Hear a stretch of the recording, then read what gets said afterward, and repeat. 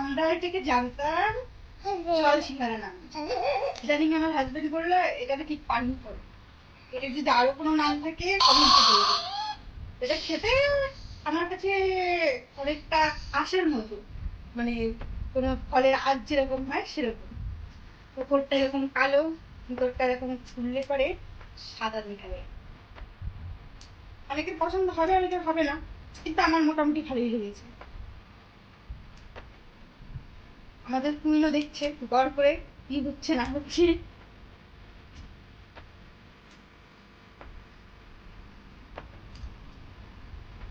একদম সুন্দর সাদা, এগুলো জলের মধ্যে হয় বলে জল ছিলাম। আমরা যখন গজলটা বাড়িয়েছিলাম অনেক খুঁজেছিলাম কিন্তু পাইনি।